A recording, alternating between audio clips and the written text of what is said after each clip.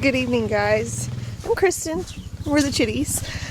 That was Matt and Haston. They're riding on the big four-wheeler, and Wyatt's not here, so his little four-wheeler is going to stay parked. I have something pretty exciting to show you. It's it's a first for this year anyway, and I think you guys are really going to enjoy it too. Excuse the mess. It has been raining today. Hello. How are you, Mama? Let me get my phone out for light. But pretty girl here has some babies. See? Sort of. Anyway, she's got 6 so far.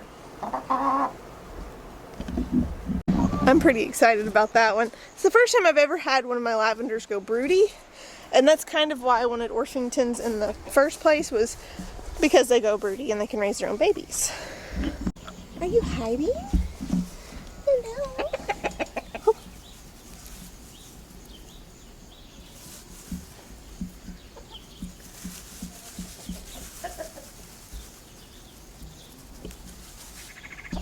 And my oldest goat is going to have a baby soon. This is Dottie No Horns. She is as big as a house. And I am impatiently waiting for these kids to fall out.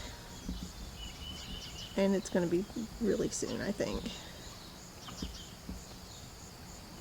Oh, there's Andrew. He's getting friendly. Hi. Good boy. There's the other baby. Hello.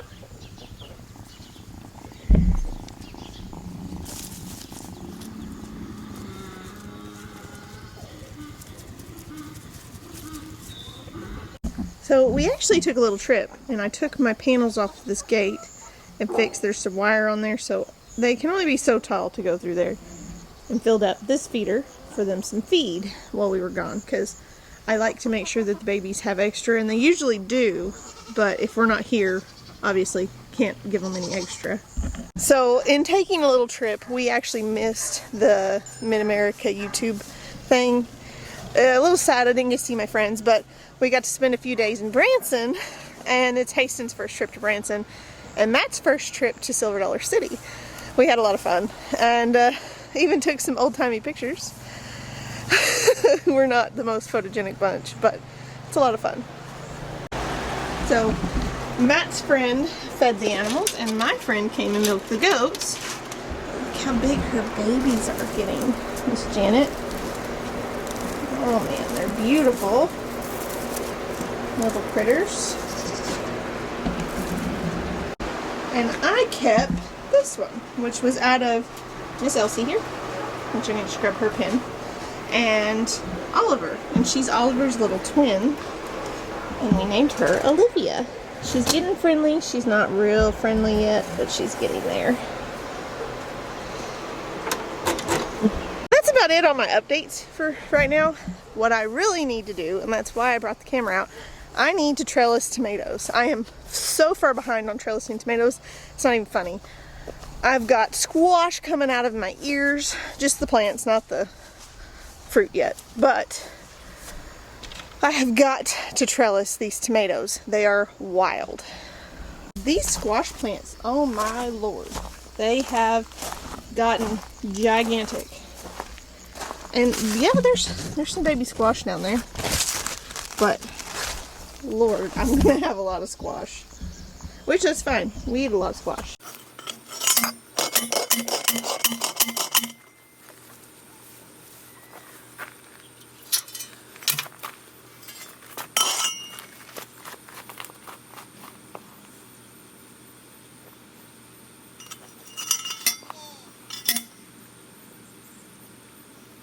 Well, I went ahead and went with old trusty rusty torn up cattle panel. Couldn't use it for anything else. Actually, a horse dismantled it, like all of that. So I'm gonna tie these guys. Yes, it's very crooked, and it bows really bad. But I'm gonna tie these tomatoes to it, and then get to pruning them. Now, pruning them is probably something that a lot of people don't like to do. It involves My kind of pruning involves some very intensive cuts. I will take whole large branches off.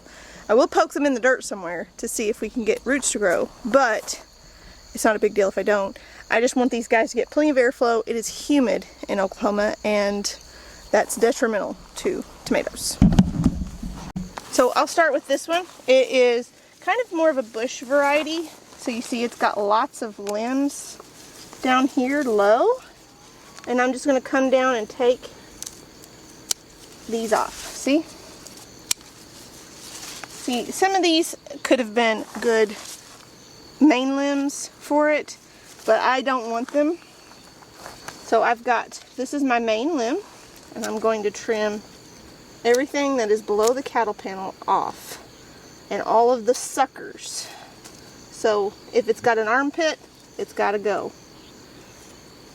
And then I'll take these two off here. I may leave, this one is a sucker this side. It's attached down here at the bottom. But I may leave it. Let's see what it looks like. I'll prune it up real fast. It doesn't look too bad. I think we'll leave it for now. If I want to take it off later, I can. But this is the main stem here. It kind of curved. This one's the next one. What was that one? That one's a black tomato. And I think this one's a black also. Yep, it is. These are cherries. So this one has a lot of suckers also. Now, let me see where my twine went. I've got this cotton twine here.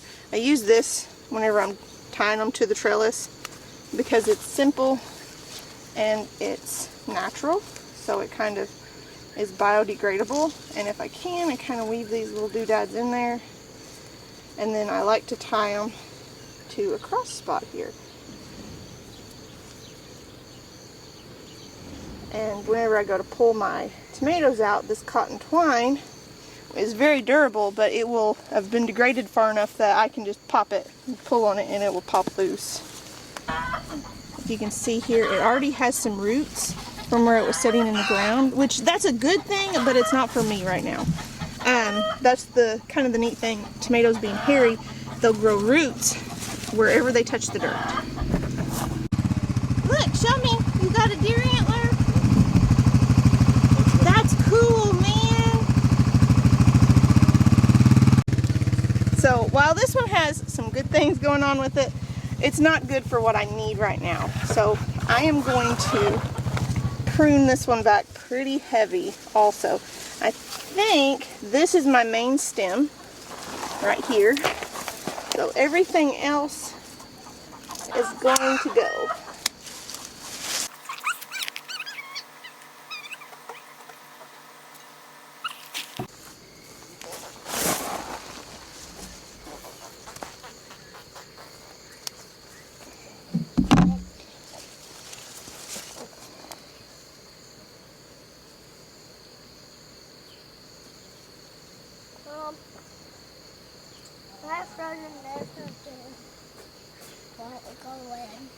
Okay.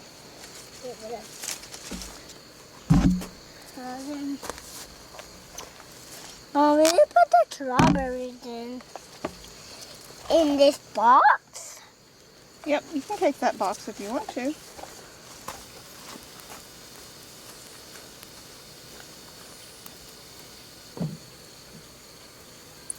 It's hard to see because it's dark now. These piles are huge. Well, I'm going to go in the house. I'll finish this video later. I needed to get these trellised, and no better time to do it than right now when I had nothing else going on, and it looks a lot better without a big old huge hedge of tomatoes. Alright, so it's been a couple days, guys, but as you see, the devastation isn't that bad really. There's still quite a few limbs. I got all of this volunteer okra that needs to come up. The squash looks great. I should be pulling some of them off soon. If you look down in there, there's a bunch of babies. I think there's a bunch of yellow squash over here. So I'll have lots of that to come off here soon. But the tomatoes is what I'm after. They look a lot better. They really, you know, they look a lot better. They look a lot healthier since I took piles of limbs and tied them up so that they're not leaning down, they're not in the dirt, they're not going to get, hopefully, not as prone to anything anyway. Sometimes it's hard to tell, like, how much do you want to prune off of it, how much do you take off of it, and for me, I want to try and have 12 to 18 inches of clear space on the stem just so that they get enough airflow around them. A lot of people don't want to take that much off, so they don't. It's all a personal preference thing. I try not to use any chemicals in here at all. I try to do companion planting where things kind of pull pests off of each other. I use a lot of marigolds. I haven't this year, but I typically use a lot of marigolds for that. And in this bed, I was trying something a little bit different. If you look, I was doing it in strips. This part, I had carrots charred, and the rain came in and just wiped it out. So that's fine. I've still got plenty of carrots right here that are going to be, oh, hello. You're not supposed to be on there. Still going to be plenty of carrots, considering I'm the only one who likes carrots. And I still have plenty of chard. Really all this is about, guys, if someone gardens different than you, don't discount them for being a gardener or not being a gardener or things like that. Go ahead and sometimes listen to what they have to say. I do things different than a lot of people, and my garden is successful for the most part, and I take it as a win because I do grow vegetables. But my methods are not going to be the same as anybody else's, and it's okay. It's fine, and it's just how it works. And kitty cats are enjoying the tall grass in the cool afternoon. See, now the sun went down. And yes, this is a lot of grass in here. This bed is my bane. It is always full of grass. I can never get rid of all of it. But I've got little okras growing up in there. Hopefully they survive. I've got okras over here that are doing pretty good. I am gonna leave a few of them. I don't know if you can see her real well. There's Miss Nickel. She's right there taking her a good old nap. Don't forget, I do have a code with Grub Terra. If anybody who has chickens or reptiles, they even sell dog treats, is interested in black soldier fly larvae products, Grub Terra is probably the industry leader in that. They take thousands and thousands and thousands of pounds of food waste out of our landfills that, you know, would be headed for the landfill. So they save a lot of space in that, and they produce something that is 100% organic and natural, and, you know, these animals, my chickens sure love it. Anyway, don't forget, use the code Chitty, save you 10%. And everything is down in the description. Thank you guys for watching. Kind of a little bit all over the place, but mostly the garden today. Thank you for watching and supporting our channel. I really appreciate it. I am doing pretty good. Just need some more watch hours and I can get monetized and hopefully make this little side thing make some money for me after like 4 years. We'll see you soon. God bless.